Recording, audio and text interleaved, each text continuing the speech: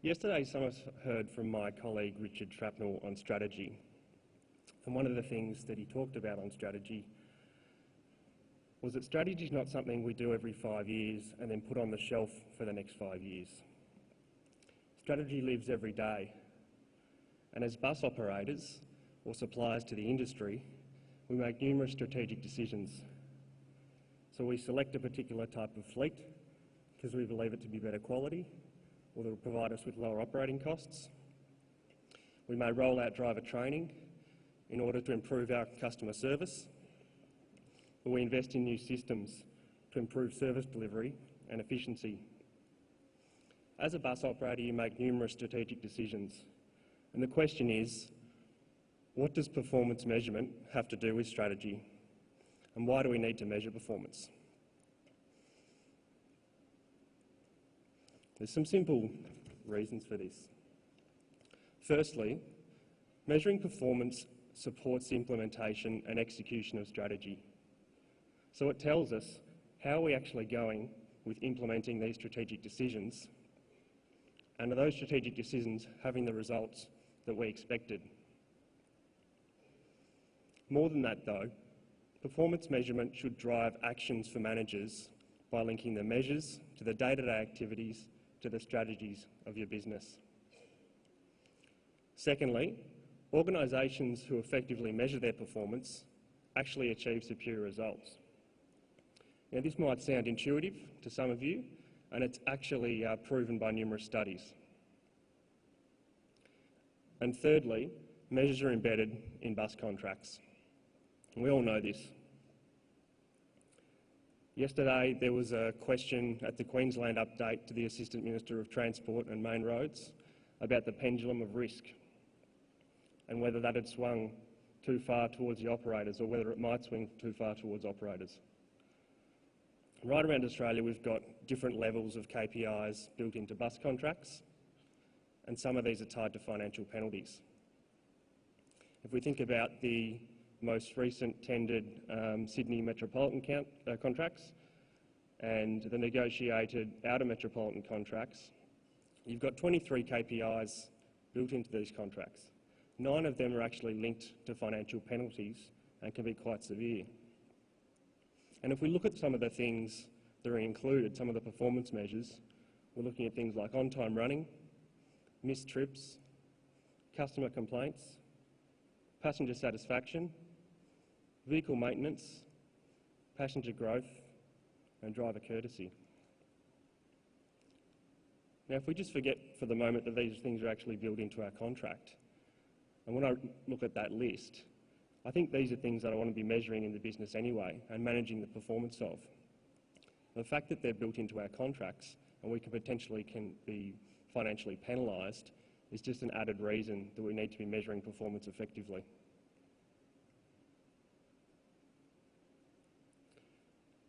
Over the last 5 years at Pitcher Partners, I've been involved in supporting bus operators in Victoria and New South Wales in either the renegotiation of their contracts or more recently tendering for contracts.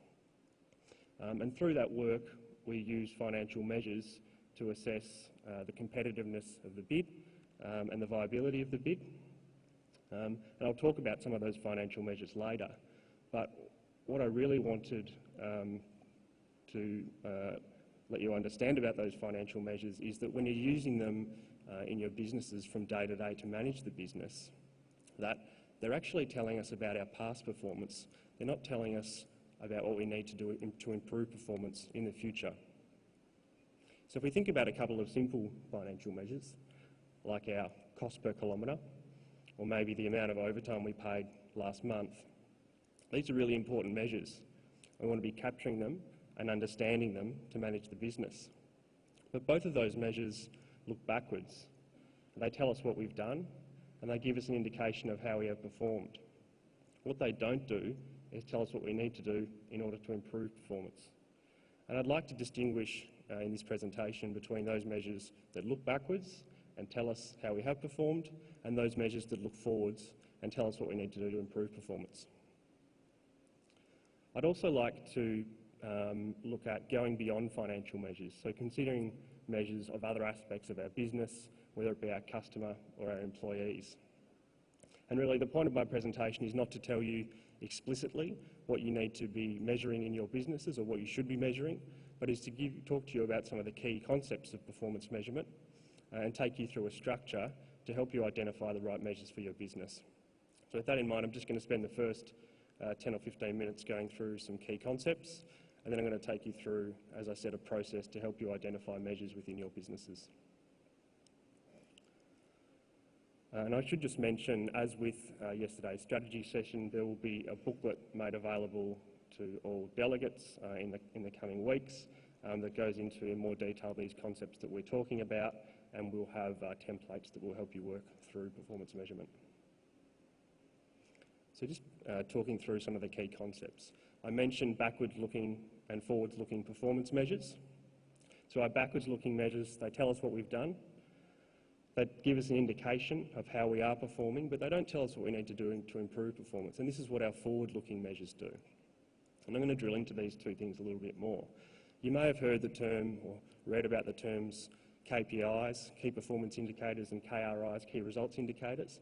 And these terms are exchangeable with backwards and forwards-looking measure, but I'm just using backwards and forwards-looking because I think that's more descriptive of what they actually are. So our backwards-looking measures, they tell us what we've done.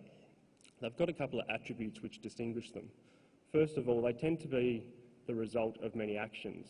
So if we think about our net profit figure, there's a lot of activities and things that happen within the business in order to come to that final net profit number. And while it gives you a clear indication of whether we're travelling in the right direction, it doesn't tell us what we need to do to improve.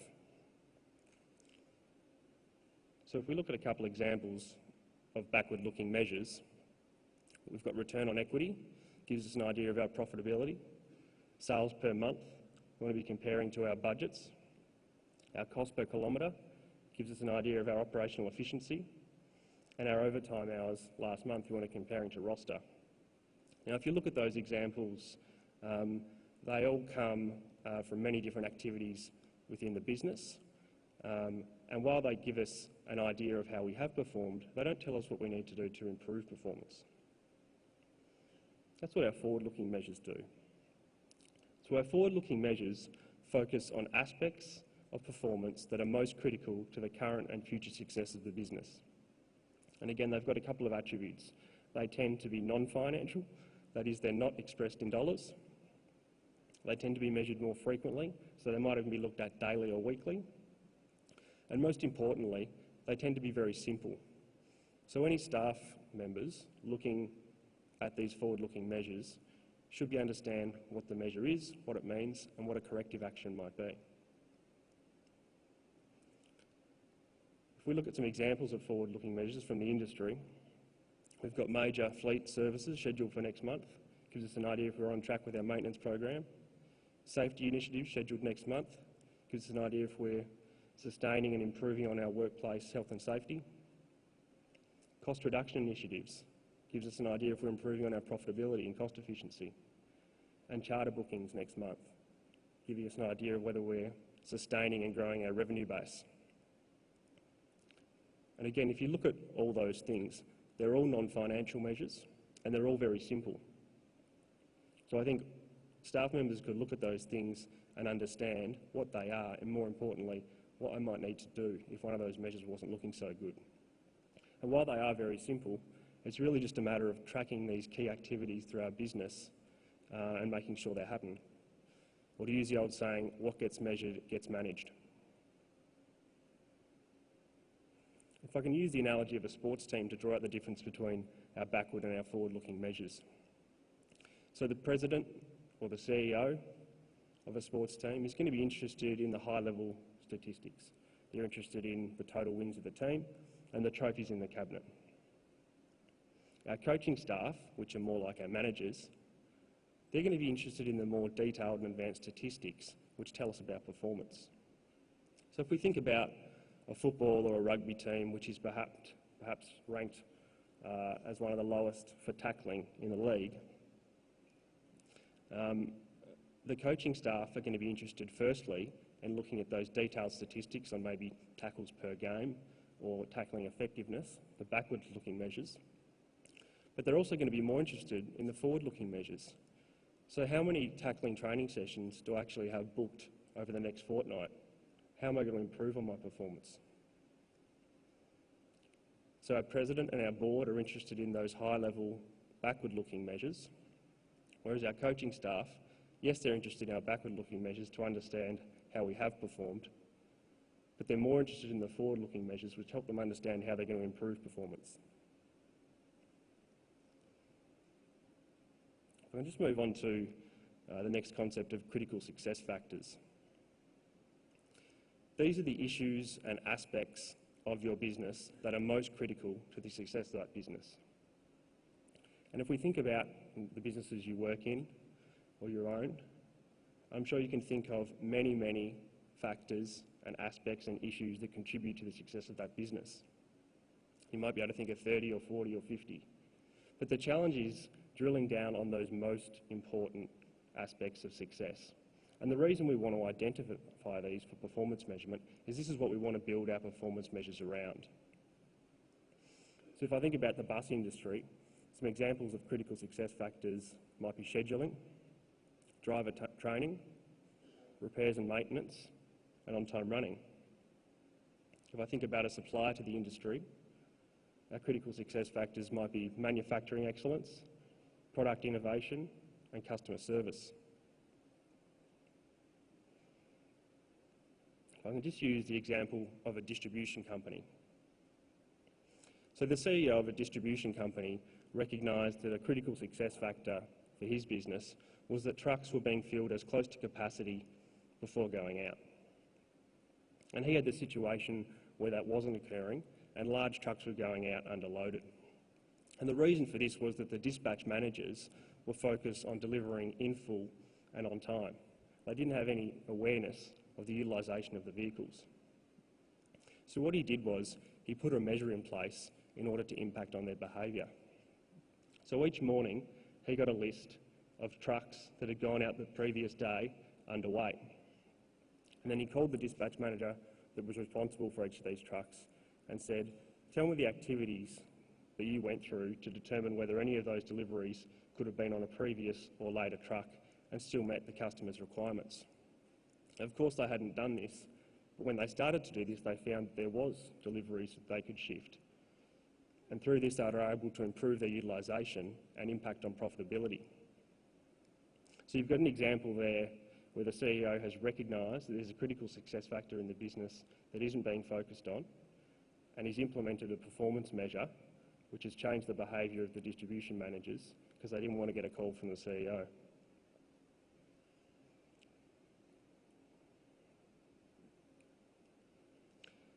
Next concept I want to talk about is the balanced scorecard. The balanced scorecard is a multi-dimensional framework for describing, implementing and managing strategy. And it does this by linking the objectives, initiatives and measures to strategy. So what we're talking about is linking measures to the day-to-day activities and the longer-term strategy of the business. If we think about many strategy statements, they can be quite lofty. They might say things like the best in the industry or number one supplier. This isn't particularly helpful for managers in executing their day-to-day activities. And there's a lot of content on the balanced scorecard, and there's many books on it, and you can do day-long training sessions, but there's just two particular aspects which I want to focus on for what we're talking about today. And that is, firstly, the balanced scorecard considers not just past performance, but future performance. Or to put it another way, it uses a combination of backwards-looking measures and forward-looking measures. The second part of the balanced scorecard is it doesn't just focus on financial measures that our shareholders are interested in, but it balances that with measures that our other stakeholders are interested in. So it looks at the perspectives of the customer, our internal operations, and learning and growth. When we talk about learning and growth, we're really talking about our employees and innovation. I'm just going to drill into each of those aspects of the balanced scorecard.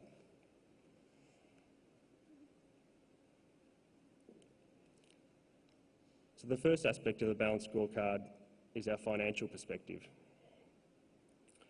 And we ask ourselves here, to satisfy our shareholders, what financial objectives must we accomplish? And some of the things we'd be looking at here are net profit, return on equity, driver cost per bus hour, and repairs and maintenance per kilometre. From the customer perspective, we want to be asking ourselves, to achieve our financial objectives, what customer needs must we serve? And some measures we might be looking at here is on-time running and customer complaints. From an internal operations perspective, we want to be asking ourselves, to satisfy our customers and shareholders, in which internal business processes must we excel? And some measures we might be looking at here is number of fleet defects, on-time running performance, number of workplace health and safety incidents, and vehicle maintenance. And from the learning and growth perspective, we need to ask ourselves, to achieve our goals, how must we learn and innovate?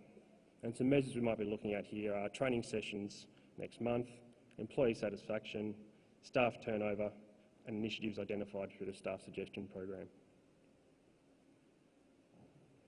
So if I can just recap on those few concepts. First of all, we had our backward-looking measures. They tell us what we've done and they give us an idea of how we have performed. But what they don't do is tell us what we need to do to improve performance, and that's what our forward-looking measures do.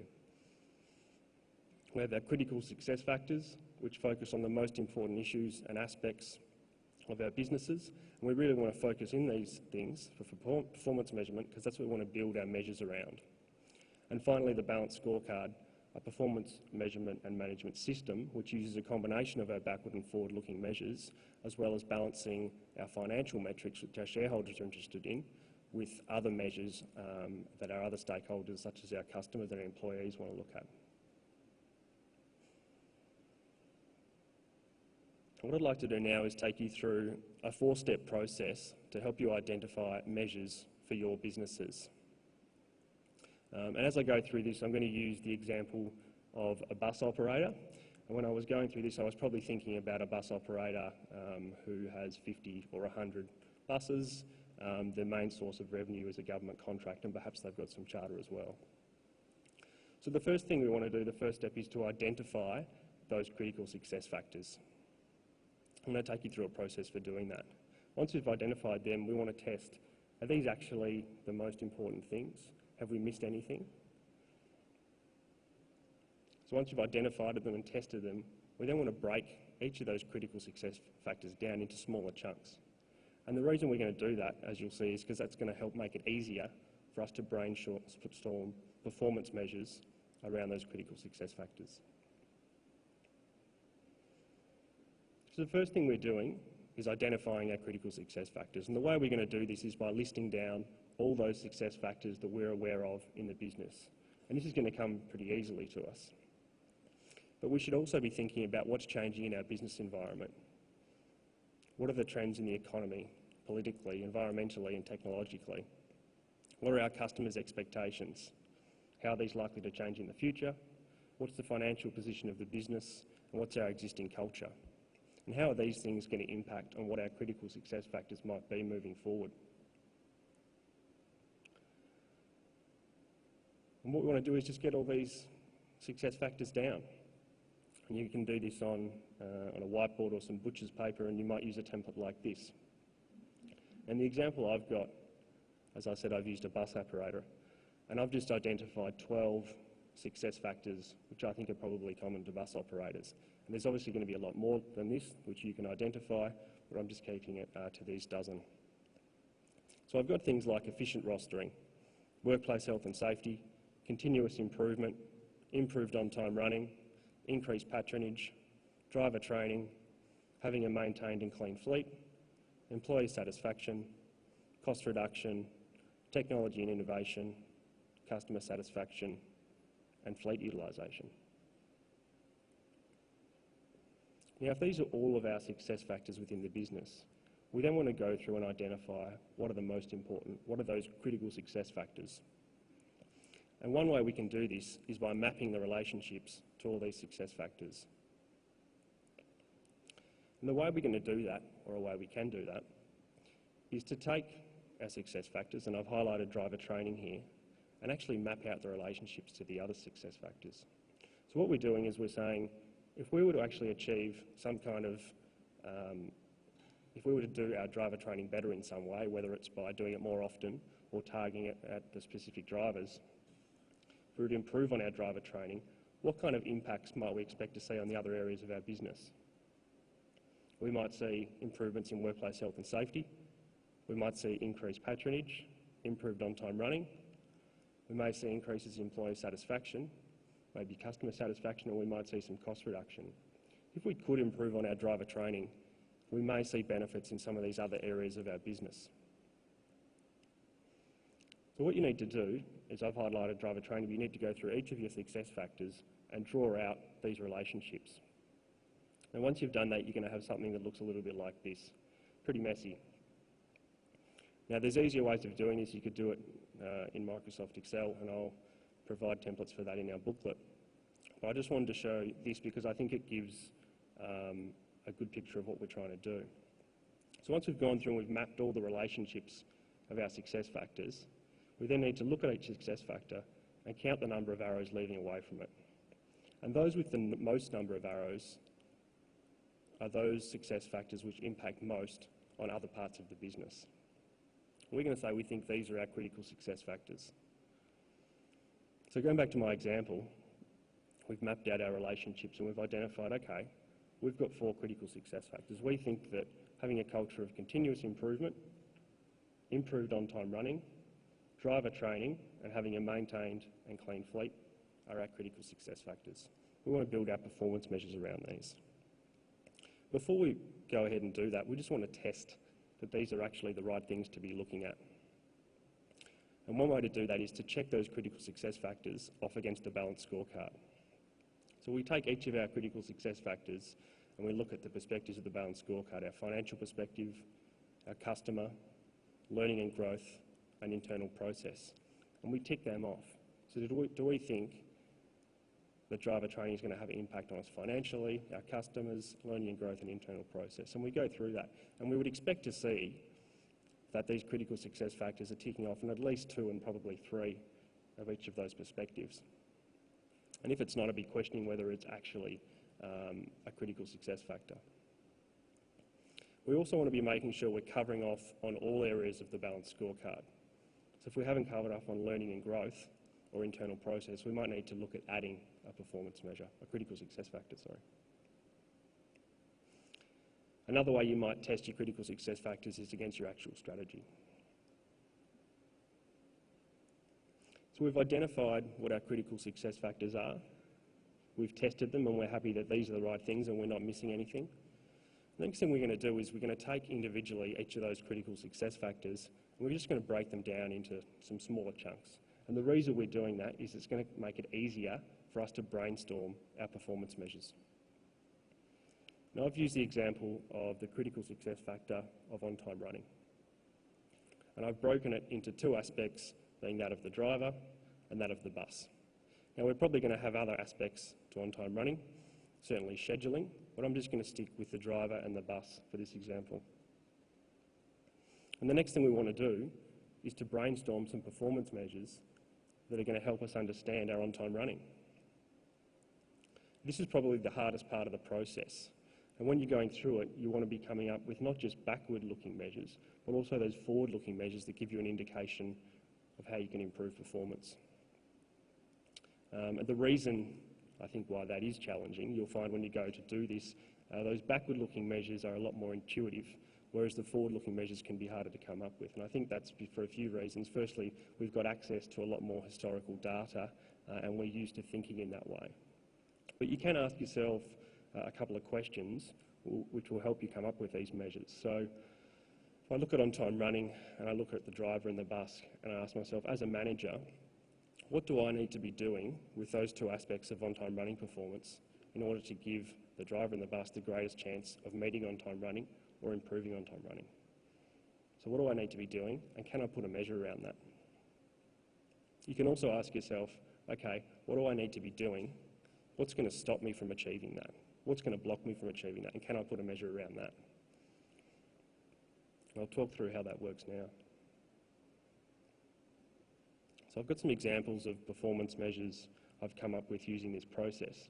Now, obviously, the first thing that we're going to look at in relation to on-time running performance is the headline on-time running percentage itself. And we might be able to drill into this by particular runs or fleet or even by driver, and that's going to be really important information for us. But we want to go a little bit deeper than that and actually look at some measures which explain our on-time running performance and give us an indication of how we might improve on that on-time running performance. So if I look firstly at the driver and ask myself, okay, as a manager, what do I need to do to give that driver the best chance of meeting or improving on on-time running performance? And the first thing that comes to mind for me is capability. So I want to know, how many drivers did I actually train last month? That's going to be a backward-looking measure.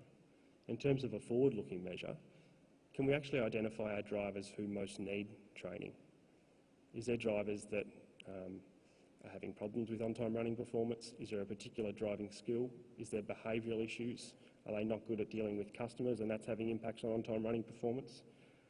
So I want to know, as a forward-looking measure, how many drivers have I identified for training next month? For our good drivers, our great drivers, the ones that always do the right thing or go beyond expectations, are we actually giving them a pat on the back? We all do our jobs better when we're happy in our positions and we're being recognised. So how many employee recognitions have we got planned next week? On the other side of that, how many written warnings have we issued? For those drivers that are breaching policies and that's having an impact on on-time running performance, are we actually calling them on that and making them know they're not doing the right thing? Another measure we might put around the driver could be the number of employee suggestions we've received. Have we had any suggestions from our employees on improving on-time running performance? And a forward-looking measure, how many implementations from those suggestions have we got scheduled over the next month? If I look at the bus, again, ask myself, as a manager, what do I need to do in order to give that bus the best chance of meeting on-time running? Not being an expert in this, but the first things I think of is keeping buses on the road and performing repairs and maintenance. So I think some of the measures we want to be looking at are, how many maintenance did we have last month? How many do we have scheduled for next month? What's our ratio of spare vehicles? If we ask ourselves that second question, what's actually going to stop us from achieving on-time running performance? I think one of the things is having vehicles off the road. But if we can be a little bit more specific than that, it's going to provide more action for our managers. So what's actually causing those vehicles to be off the road? Can I measure how many vehicles are off the road because they're waiting for parts? If I can put a measure around that and understand, okay, I've got 4 vehicles off the road waiting for parts, and I can actually follow up on whether we've done anything to see if we can get those parts in sooner, source them from somewhere else, just try and get one of those buses out on the road sooner.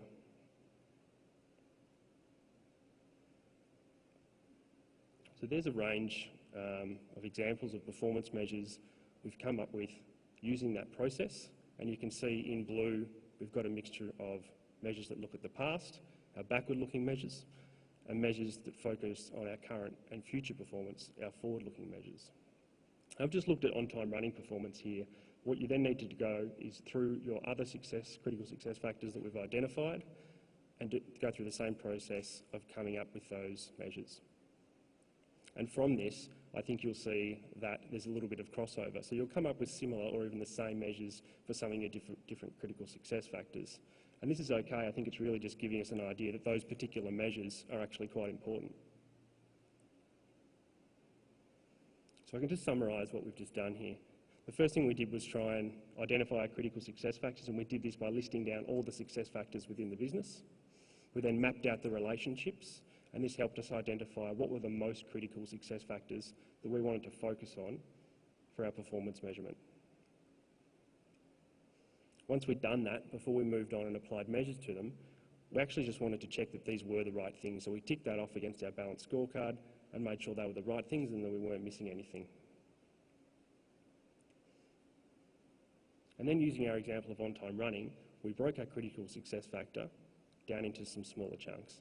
And this helped us when we were coming up with our performance measures. We brainstormed our performance measures by asking ourselves 2 questions. Firstly, what do I need to be doing in relation to my driver and bus in order to help me achieve on-time running? Can I put a measure around that? And secondly, what's going to stop me or block me from carrying out those activities, and can I put a measure around that? And those third and fourth steps we then went through for each of our critical success factors, and this is going to form the basis of our performance measures going forward. I just want to pick up on a couple of other aspects of performance measurement. So firstly, we have more data now than we ever have had before.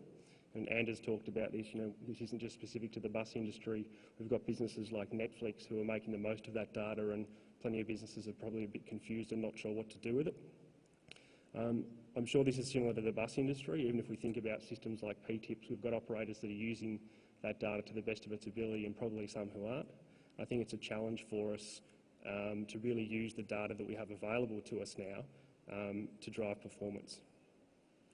Having said that, we've got a lot of data available to us, and we can measure a whole lot of things. We probably could previously already measure a whole lot of things. What we really want to do is focus on those measures that are really important.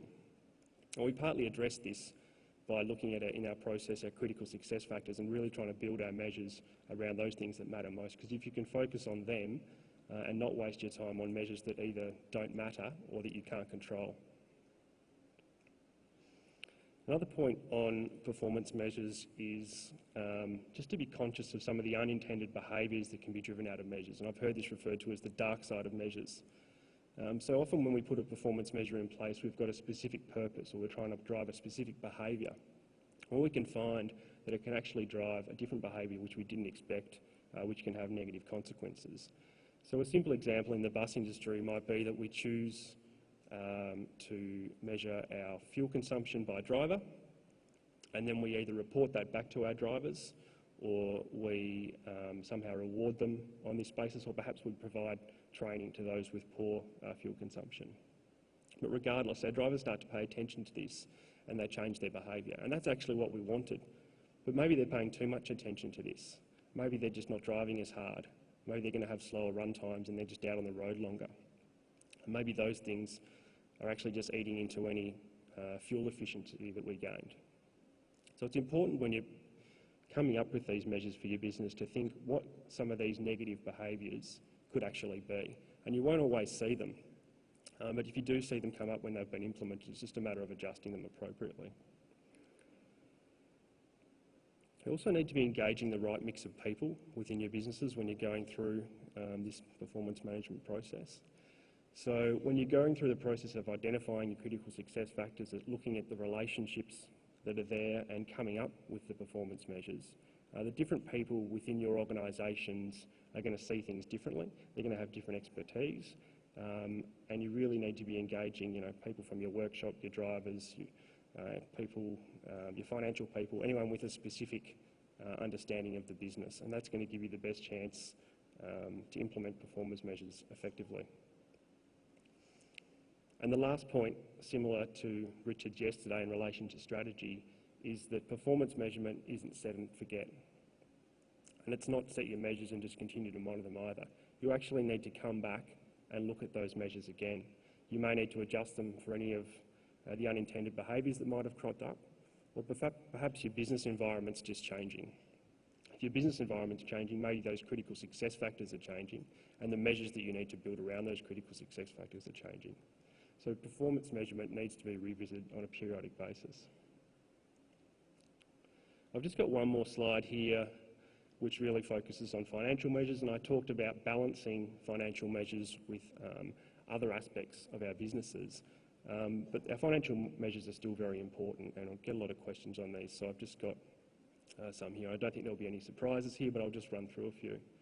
So from our driver wages point of view, obviously what we want to be looking at is our cost per bus hour.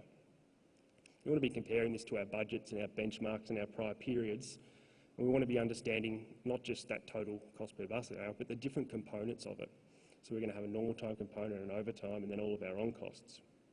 So we want to understand those components of the bus hour cost and how they're moving over time. There's a couple of other measures that also support understanding that cost per bus hour.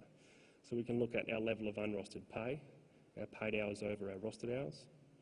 We can look at our unrostered overtime, our paid equivalent ordinary hours over our rostered equivalent ordinary hours, and we might also want to understand the mix of casual wages as against permanent wages.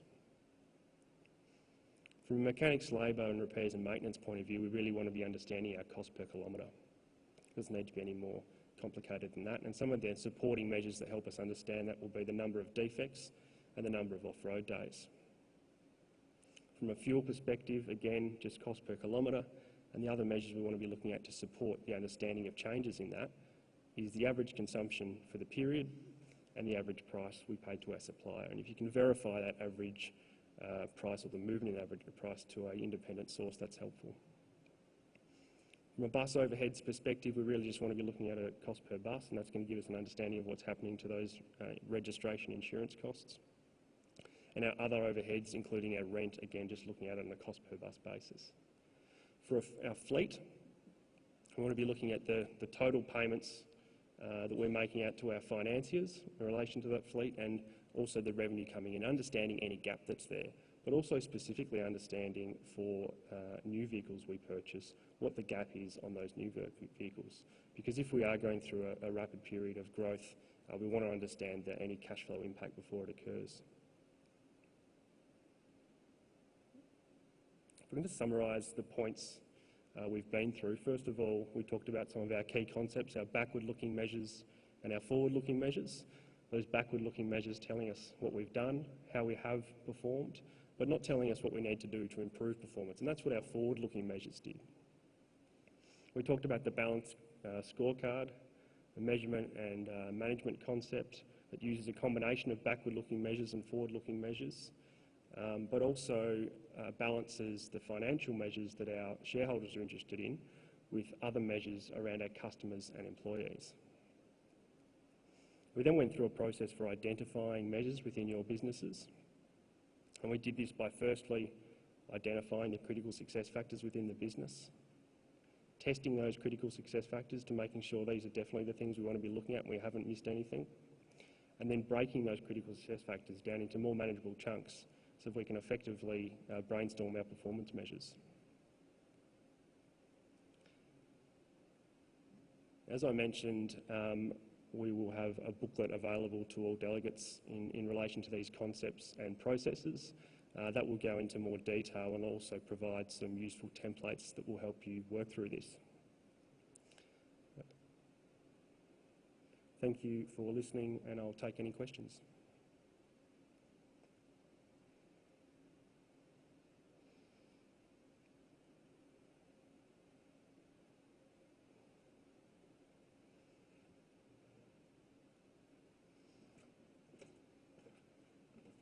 Any questions?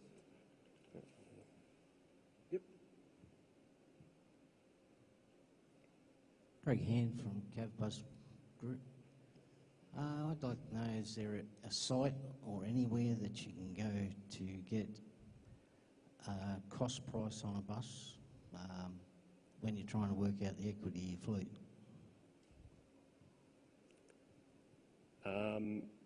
I can't answer that question, sorry. I'm sure I know in New South Wales there's a procurement panel. I can't answer for other states, sorry.